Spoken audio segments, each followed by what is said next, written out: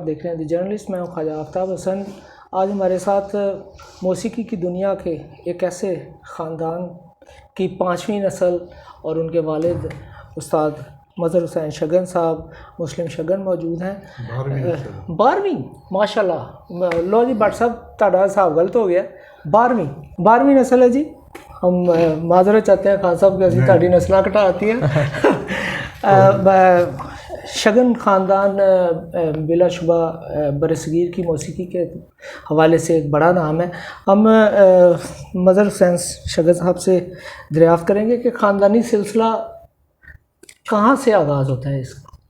ये जी मियाँ तानसेन जी से स्टार्ट हुआ है। अच्छा, उस वक्त से ही है मौसीकी के जद्दे अमजद। जी। अच्छा, तो जो भी बुज़ुर्ग बाअजदाद थे वो यही करते आए हैं। तो ये सिलसिला इसी तरह चलता रहा। पाकिस्तान में इस सिलसिले के साथ कैसे जुड़े लोग? वो पार्टीशन हुई। पार्टीशन के बाद पहले तो अमृतसर में थे। मेरे दादा उस्ताद भाई लाल मोहम्मद सिंह की सागर जी वो वहीं थे। ठीक। तो जब पार्टीशन का वक्त आया तो वो पाकिस्तान आ गए। पाकिस्तान आके फिर यहीं से सिलसिला उसी ख़ानदान के साथ जुड़ा, उसी सिलसिले को फिर चला रहे हैं। अच्छा, मुझे ये बताइएगा कि जहाँ तक अभी जिक्र भी हो रहा था कि आप रुबाब प्लेयर करते हैं।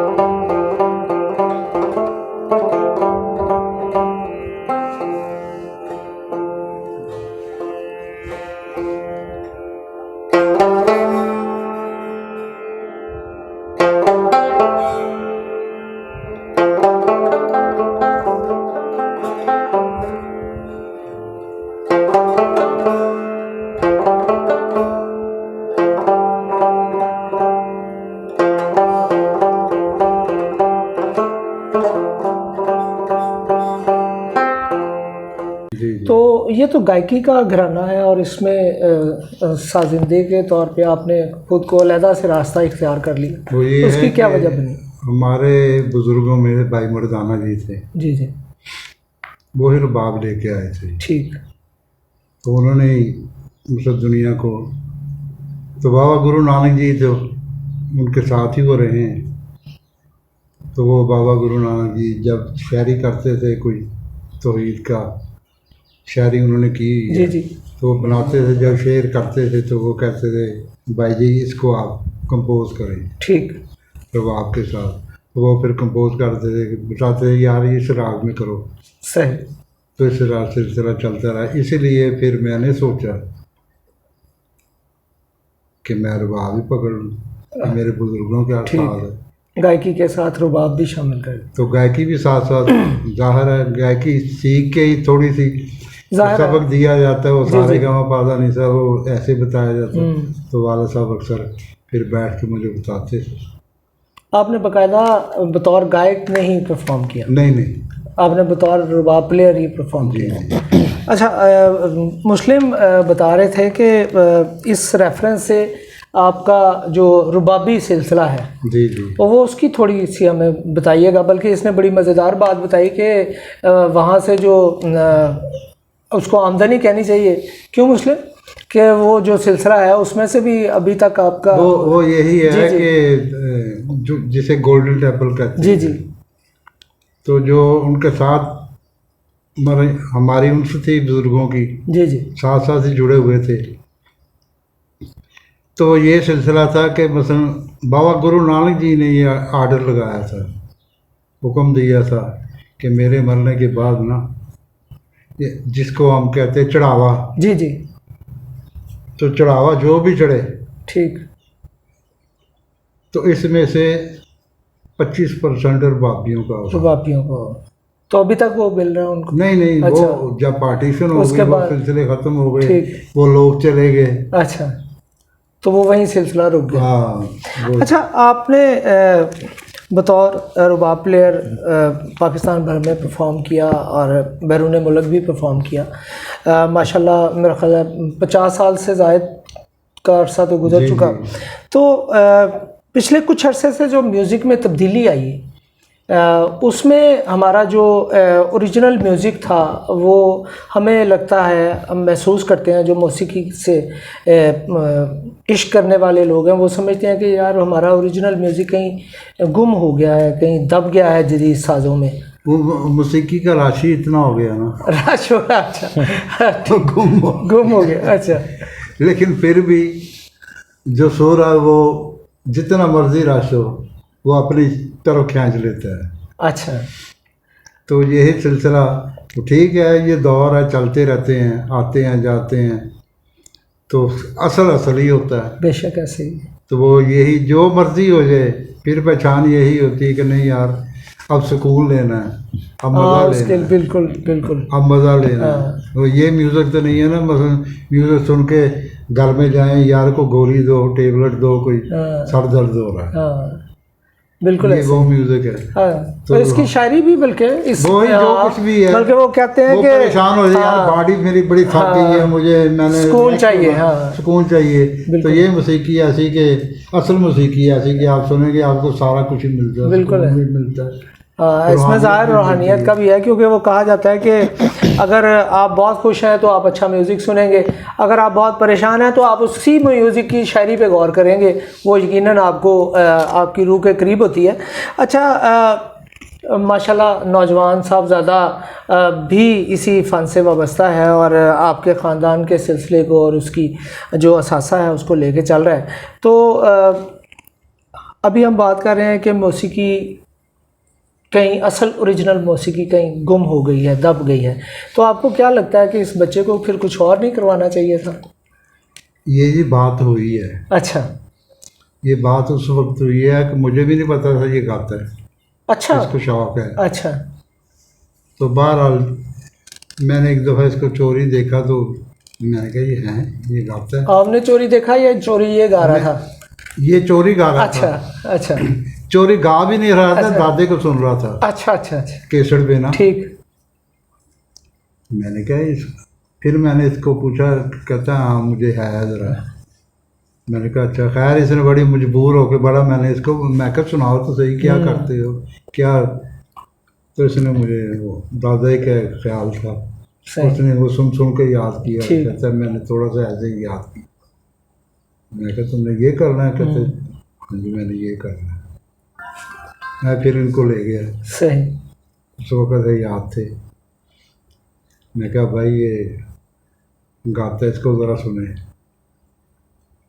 वो भी ये हैरान हो गए कि हैं ये कहाँ से गाना सीख। मैंने कहा जी ये सुन ले। ठीक। कहने अच्छा सुनाओ। खैर बड़ा इसके हाथ पाँव काँप रहे थे। अच्छा, तो पहली परफॉर्मेंस थी ना। तो बड़ा मैंने कहा नहीं सुनाओ। सही। उन्होंने सुना तो वो उन्होंने ना इनको दाद दी, ठीक, ना कुछ शाबाश दी, अच्छा, कुछ भी नहीं कहा। वो 1-2 मिनट खामोश रहे सुन के। अच्छा। तो कहते हैं यार बात ये है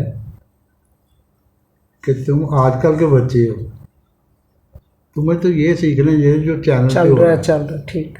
देखो कितने नोट कमा रहे हैं, कितना पैसा कमा रहे हैं। सही। तो ये काम करो। सही। ये किस चक्कर में पड़ गए? इसने कहा जी नहीं मैंने यही सीखना है। दुरुस्त। अच्छा ये सीखना है। तो उसने कहा कि दादा जी ने कहा कि यार अच्छा बात ये है बेटा कि ये रास्ता बड़ा मुश्किल है, बड़ा कठिन है। सही। इसमें फाके बहुत हैं, मुसीबतें बहुत हैं। अगर ये पुल क्रॉस कर लोगे ना, ठीक, तो फिर शेर का तफा है। अच्छा। सही। तो ये अगर काट लोगे तो ठीक है। ठीक। मुझे खुशी हुई है कि तुमने ये रास्ता चुना, ये रास्ता, और ये रास्ता ठीक रास्ता, का रास्ता बिल्कुल ठीक, ये ठीक रास्ता है। ठीक।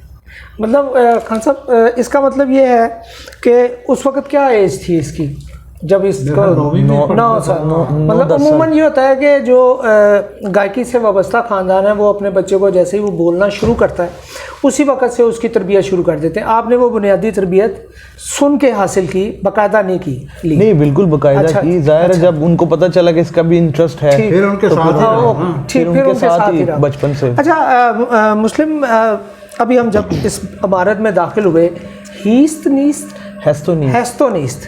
अच्छा पहले तो इसके बारे में बताएं कि ये गालबन फारसी का लफ्ज़? जी बिल्कुल, पर्शियन वर्ड है और ये एक आर्ट इंस्टीट्यूट भी है। अच्छा। और यहाँ पे कैलीग्राफी और क्लासिकल म्यूजिक प्रॉपर सिखाया जा रहा है। लैंग्वेजेस की क्लासेस। अच्छा, लैंग्वेजेस भी कौन सी लैंग्वेजेस? पर्शियन भी उसमें। अच्छा। फिर और भी अरबिक भी है और भी चीज़ें, मतलब एक बड़ा प्रोजेक्ट है ये? जी बिल्कुल। अच्छा। बिल्कुल आप एक इनिशिएटिव कहें तो उन्होंने लिया है। तैमूर खान मुमताज़ साहब है जिनका ये अच्छा। अदारा भी उसको चला भी रहे और हम सब उनके एज ए फैकल्टी मेंबर या हम भी अपनी जितनी एफर्ट हो सकती है उनके लिए उनके साथ कर रहे हैं। तो ये समझ लें कि वो एक सिलसिला उन्होंने बनाया हुआ है ताकि हमारी जो तारीख़ जो है उसके साथ जो चीज़ें जुड़ी हुई हैं, कल्चर और उसके साथ जो ख़ास तौर पे चीज़ें जुड़ी हुई हैं। अब जैसे आप देखें कहीं पे म्यूज़िक क्लासेस होती हैं तो वहाँ पे गिटार क्लासेस भी होती हैं, पियानो भी होता है, ज़्यादा बज रहा है, हारमोनियम क्लासेस भी होती है। तो इस चीज़ पे उनका फोकस नहीं है। जो हमारे ख़ास इंस्ट्रूमेंट्स जो हैं, हमारे ओरिजिनल म्यूज़िक है जो उससे जुड़े जो इंस्ट्रूमेंट्स हैं, वालिद साहब भी यहाँ पे बता रहे हैं, रुबाब, फिर सरंगी की क्लासेस होती हैं, सितार, जो हमारे ख़ास कल्चर से ताल्लुक़ रखते हैं जो इंस्ट्रूमेंट्स, उन्हीं पर उन्होंने गौर किया और क्लासिकी मौसीकी पे गौर किया। तो आप यहाँ पे क्या? मैं एज ए वोकलिस्ट यहाँ पे। अच्छा, एज ए वोकल इंस्ट्रक्टर भी यहाँ पे? क्लासिकल? जी, ओनली क्लासिकल म्यूजिक ही यहाँ पे मैंने बताया सिखाया जी ठीक जी। अच्छा आपके स्टूडेंट्स की तादाद कितनी है?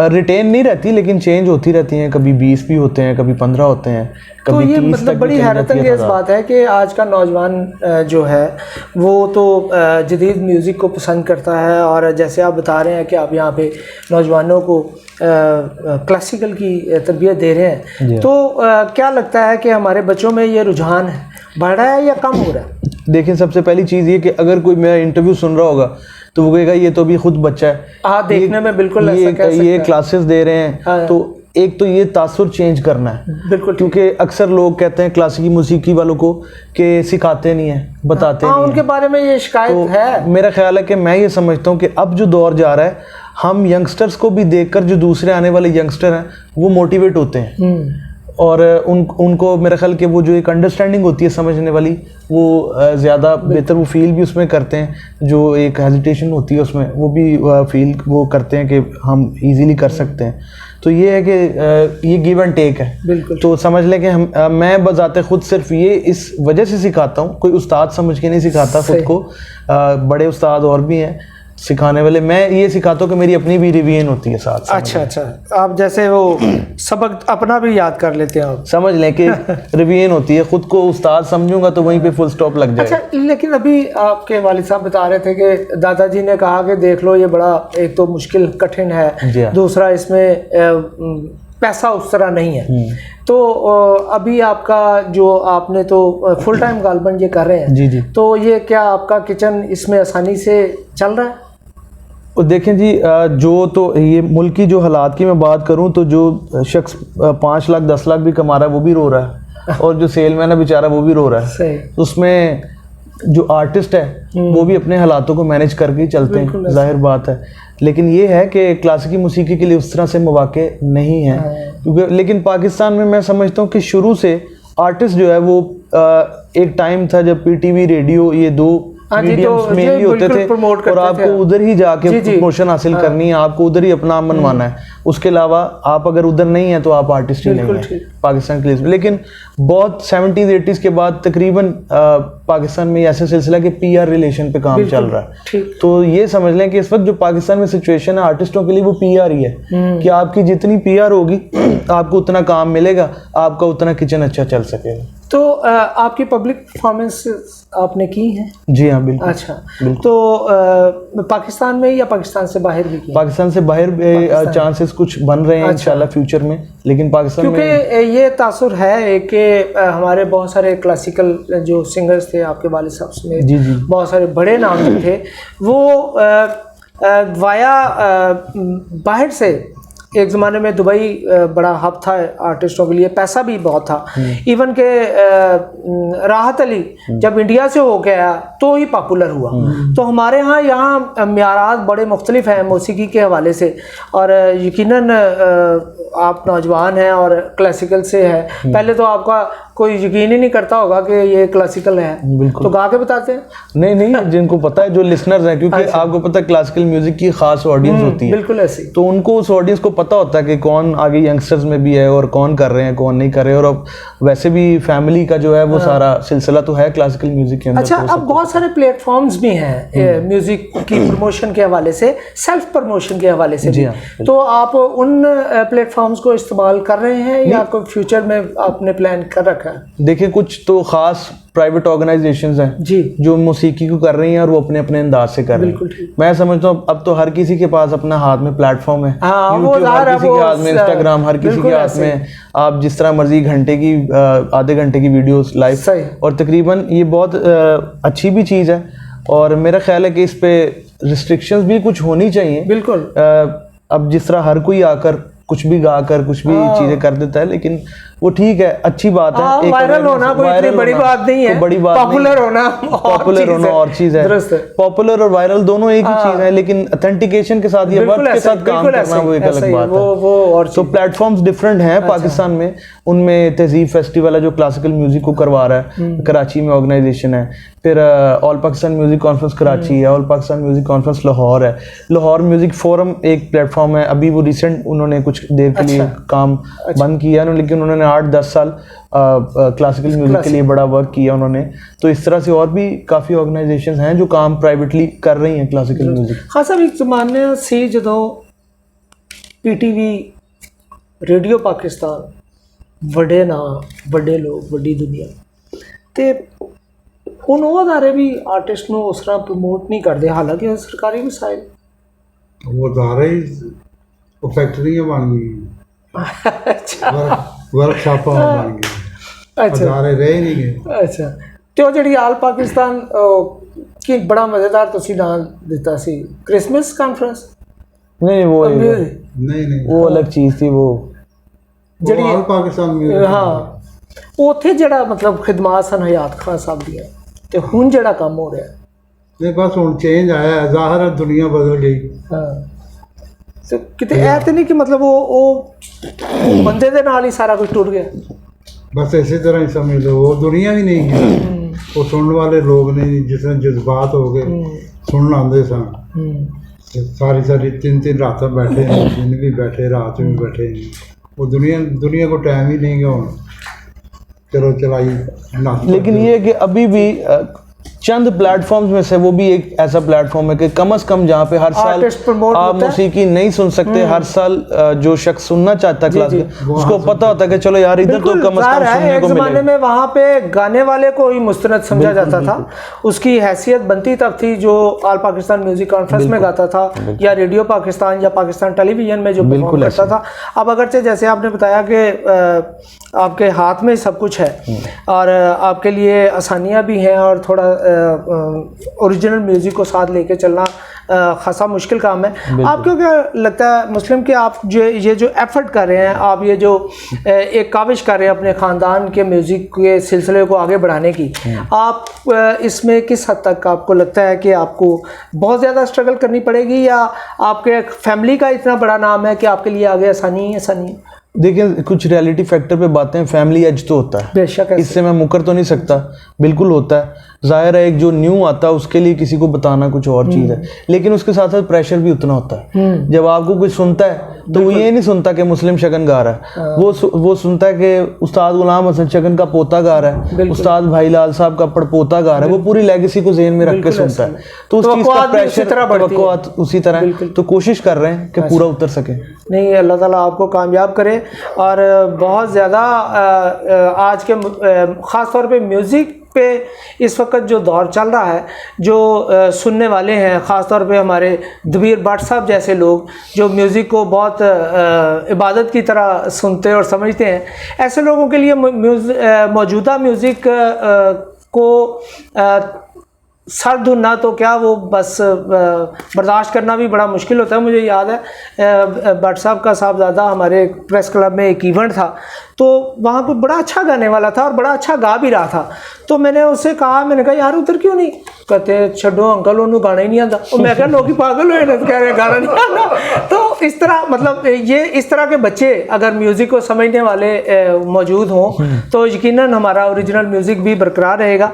व्यूअर्स, अभी हम इस गुफ्तगू का सिलसिला थोड़ी देर के लिए रोकेंगे क्योंकि नौजवान, आपका नाम आशिर भाई, आशिर हैं ये। आशिर थोड़ा सा आगे आइएगा। आशिर म्यूज़िक, आप तबला प्ले करेंगे?